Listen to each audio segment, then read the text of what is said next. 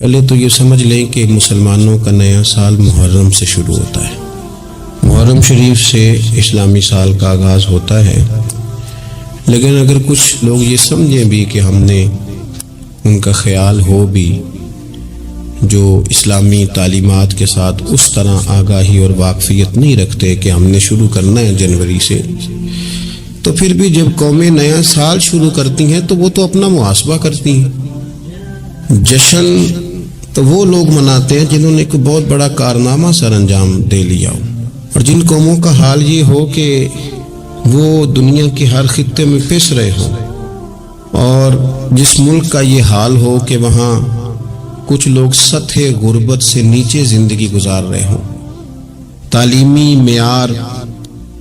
بڑا پریشان کن ہو، لوگ انتہائی آزمائش میں وقت گزار رہے ہوں، ان لوگوں نے جشن منانے۔ ہمارے تو ذمہ یہ تھا کہ ہم حساب کرتے کہ یہ سال گزرا ہے، کتنی نمازیں میری رہ گئیں، کتنے خیر کے کام تھے جو میں نہ کر سکا۔ ہمیں تو اس بات پہ رونا تھا کہ یہ سال بھی میری زندگی سے مائنس ہو گیا اور ابھی تک میں اپنے آپ کو تبدیل ہی نہیں کر سکا۔ ایک سال اور گزر گیا اور میرے اندر کوئی بھی پرہیزگاری، نیکی، خیر والی تبدیلی نہ آ سکی۔ ہمیں تو اپنا حساب کرنا تھا۔ یہ سال بھی گزر گیا اور مسلمان کھل کے اس سال نہ بیت اللہ کی زیارت کر سکے، نہ روضہ رسول کی حاضری دے سکے۔ تو یہ تو مقام استغفار ہے، تو مقام توبہ ہے، اور قوم کو لگا دیا گیا ہے، بس وہ ایک چکر میں پڑ گئی ہے، جو بھی موقع آئے بس وہ کسی نہ کسی جگہ پہنچ جاتی ہے، اور ہم ہیں کہ بس یہ دیکھتے ہیں کہ آج کل ہوا کدھر کی ہے، سوچتے سمجھتے بھی نہیں اور اس کے پیچھے چل نکلتے۔ تو اس لیے ایک تو پچھلے سال کی غلطیوں سے اللہ سے معافی مانگیں، کمزوریوں سے، اور نئے سال کے لیے اپنے ارادوں کو وضو کرائیں، اپنی نیتوں کو صفائی دیں، کوشش کریں کہ یہ سال جو آیا ہے میں اللہ کی فرما برداری میں گزاروں گا، میں رسول اللہ صلی اللہ علیہ وسلم کی سنت کی اتباع میں گزاروں گا، میں اپنے دین کے لیے، ملت کے لیے، وطن کے لیے کچھ کر کے دکھاؤں گا، میں اپنی طبیعت کے اندر وہ چیزیں پیدا کروں گا کہ میرا وجود نفع والا ہو، میری بات نفع والی ہو، میرا کردار نفع والا ہو، میں کسی کو کچھ دے سکوں۔ شوق ایسا، اعلیٰ حضرت فاضل بریلوی رحمۃ اللہ علیہ، ذی الحج کی آخری رات تھی، اگلے دن محرم شروع ہونا تھا، تو آپ کے خادم کہتے ہیں کہ فرمانے لگے یار سال بدل گیا تو ہمیں بھی بدل نہیں جانا چاہیے۔ تو میں نے عرض کی حضور کیا مطلب؟ فرمانے لگے ایک سال اور کم ہو گیا ہے، اب ہمیں کچھ نیکی بڑھا لینی چاہیے۔ یہ ایک سال اور گزر گیا، اگر تھوڑی مہلت مل گئی ہے تو ان ایام میں رب کر لینی چاہیے، کوئی خیر ہمیں جمع کر لینی چاہیے۔ اللہ کریم نے ارشاد فرمایا کہ فَكُلَّمَا جَاءَكُمْ رَسُولٌ بِمَا لَا تَهْوَىٰ، فرمایا تو کیا جب تمہارے پاس کوئی رسول وہ چیز لے کے آ جاتے ہیں جو تمہارے نفس کی خواہش نہیں، پیغمبر ایسی چیز تمہارے پاس لے آئے جن کو تمہاری خواہش، تمہارا نفس قبول نہیں کرتا، لا تہوا انفسکم مستکبرتم، جن کو تمہارا نفس قبول نہیں کرتا تو پھر تم تکبر کرتے ہو،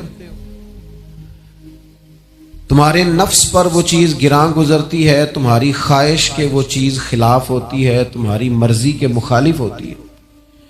پھر وہ تم اس سے تکبر کرتے ہو۔ فَفَرِيقًا كَذَّبْتُمْ، تو ایک گروہ ان میں سے انبیاء کو جھٹلاتا ہے، معاذ اللہ، ایک گروہ کیا کرتا ہے؟ نبیوں کو جھٹلاتا ہے، نبیوں کو، اور دوسرا اس سے بھی آگے بڑھ جاتا ہے وَفَرِيقًا تَقْتُلُونَ، اور ایک گروہ ان کو شہید کر دیتا ہے۔ انبیاء کرام علیہم السلام کی جو تعلیمات ہوتی ہیں وہ کامل، اکمل اور مکمل ہوتی ہیں۔ انبیاء کرام علیہم السلام معصوم ہوتے ہیں۔ نبیوں میں معاذ اللہ نہ ظاہری طور پر کوئی نقص ہوتا ہے، نہ باطنی طور پر نقص ہوتا ہے۔ اللہ تعالیٰ انبیاء کرام علیہم السلام کو بڑے قبیلوں میں پیدا فرماتا ہے، ان قبیلوں میں جو اس دور کے اندر لوگوں میں بڑی قدر کی نگاہ سے دیکھے جاتے ہیں، ان میں نبی آتے ہیں۔ انبیاء کرام کو اللہ تعالیٰ حسن و جمال دیتا ہے، قد و قامت دیتا ہے، ان کو اللہ تعالیٰ پر وجی چہرے دیتا ہے، کامل تعلیمات دیتا ہے۔ اور سب سے بڑی بات یہ ہے کہ انبیاء معصوم ہوتے ہیں، ان کے اندر کوئی نفسانی خواہش ہی نہیں ہوتی، نبی کوئی خطا کرتے ہی نہیں۔ کامل مکمل اکمل تعلیم نبی لے کے آتے ہیں،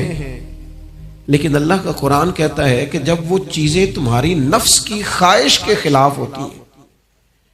چیزیں بالکل مکمل ہیں، کامل ہیں، اکمل ہیں، نبی معصوم ہیں۔ عام آدمی اگر کوئی بات کرتا ہے تو اس کی بات میں نقص رہ جاتا ہے، کمزوری رہ جاتی ہے، کسی دانشور سے، کسی شاعر سے، کسی ادیب سے، کسی آپ جس نے اپنی دانش بینش کے حساب سے کوئی بات کی ہے، آپ اگر اس سے کوئی تربیت لیتے ہیں تو اس کی بات میں کمزوری رہ جائے گی، عام آدمی ہے۔ انبیاء کرام علیہ السلام کی تعلیمات جو ہوتی ہیں وہ ذاتی نہیں ہوتی، وہ وحی الہی کے ساتھ ہوتی ہیں، ان میں کمزوری کوئی نہیں ہوتی، نقص کوئی نہیں ہوتا۔ انبیاء کرام علیہ السلام خوبصورت ہوتے ہیں، نورانی ہوتے ہیں، یعنی کسی بندے نے معاذ اللہ ان سے کوئی ایسی چیز نہیں دیکھی ہوتی جس سے کہ قباحت پیدا ہو، نقص پیدا ہو۔ انسان دور ہٹے، انہیں اللہ تعالیٰ ظاہری باطنی مانوی حسن دے کے دنیا میں بھیجتا ہے، کیوں نہیں لوگ مانتے؟ 950 سال حضرت نوح علیہ السلام نے تبلیغ فرمائی، اور میرے بھائی 1.5 دن میں بندہ تھک جاتا ہے، اکتا جاتا ہے، ہف جاتا ہے، عام آدمی کی بات کر رہا ہوں۔ 950 سال تبلیغ کی، اور تبلیغ کرنے والا بندہ کامل ہے، مکمل ہے، اکمل ہے، درد مند ہے، سونا ہے، نہیں ماننے لوگ۔ کیوں؟ قرآن کہتا ہے اس کی وجہ یہ ہے کہ چیزیں وہ ہیں جو ان کی نفس کی خواہش کے خلاف ہیں، جو یہ ان کے نفس کی اور باطنی جو خواہشات ہیں ان کے مخالف ہیں، نہیں مانتے۔ حضرت موسیٰ کلیم علیہ السلام بنی اسرائیل کو نجات دینے کے لیے آئے، راحت دینے کے لیے تشریف لائے تھے، لیکن آپ ان کے مطالبات دیکھیں کس قدر تکلیف دی۔ کبھی کہتے تھے نہیں مانتے جب تک اللہ کو اعلانیہ نہ دیکھ لیں، کبھی وہ کوئی مطالبہ لے کے آ جاتے، کبھی وہ پانی کا مطالبہ کرتے اور کہتے 12 چشمے الگ الگ چاہیے، کبھی وہ من و سلوہ کا مطالبہ کرتے، کبھی کہتے من و سلوہ تو آتا ہے پر یہ ایک جیسا کھانا ہے، ہمیں تو الگ الگ چاہیے، وہ اجناس چاہیے جو زمین سے اگنی ہے۔ حضرت موسیٰ خوبصورت تھے، نورانی تھے، پروجی تھے، اور کمال یہ ہے کہ رب کے اتنے پیارے ہیں جن سے رب کلام فرماتا ہے، لیکن قوم ہے کہ تسلیم کرنے کو تیار نہیں، ماننے کو تیار نہیں۔ فقط اتنی بات ہے کہ وہ تعلیمات وہ ہیں جو ان کے نفس کی خواہش کے خلاف ہیں، اور ذرا سا انہیں موقع ملا، حضرت موسیٰ علیہ السلام 40 دنوں کے لیے کوہ طور پہ تشریف لے گئے تو پیچھے سے ایک بچڑے کی پوجا شروع کر دی۔ جناب کلیم واپس آئے تو پھر طرح طرح کی ہیلے بازیاں۔ حضرت یوسف علیہ السلام کا تو حسن مشہور ہے نا ساری دنیا میں، دنیا جانتی ہے نا کتنے سونے تھے،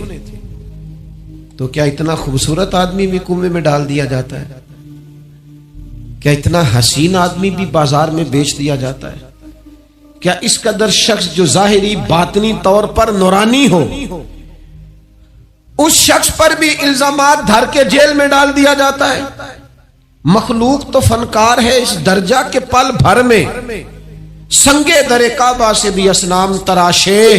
اور تم کون ہو کیا چیز ہے داغے کبابی، لوگوں نے تو مریم پہ بھی الزام تراشے۔ حضرت مریم سلام اللہ علیہ پر بھی، اور جناب عیسیٰ جن کو اللہ نے کھلے معجزات دیے، کوئی ضرورت تھی کسی اور چیز کی؟ جو بچہ پنگھوڑے میں ہی کہہ رہا ہے انی عبداللہ، میں اللہ کا بندہ ہوں، کھلے معجزات اور وہ بھی پنگھوڑے میں۔ لیکن قرآن کہتا ہے تعلیمات وہ تھی کہ جو ان کی نفس کی خواہش کے خلاف تھی، لہذا نفس کی خواہش، وہ جو ایک جگہ پہ قرآن مجید نے کہا نا کچھ لوگوں نے نفس کی خواہش کو خدا بنا لیا، وہ چونکہ خواہشات نفسانیہ کے خلاف تھی، نتیجہ اس کا یہ نکلا کہ ان لوگوں نے پیغمبروں، رسولوں، انبیاء، اللہ کے محبوب بندوں کو جھٹلا دیا، یہاں تک کہ قتل کر دیا۔ حضرت زکریا علیہ السلام جیسے لوگوں پر آرے چلا دی، شہادتیں ہو گئی انبیاء کی۔ وجہ کیا تھی؟ نفس کی خواہش کے خلاف تعلیمات تھی انبیاء کی، نہیں تسلیم کیا۔ نبی اکرم نور مجسم شفیع معظم صلی اللہ تعالی علیہ وسلم کے نہ سارے معجزات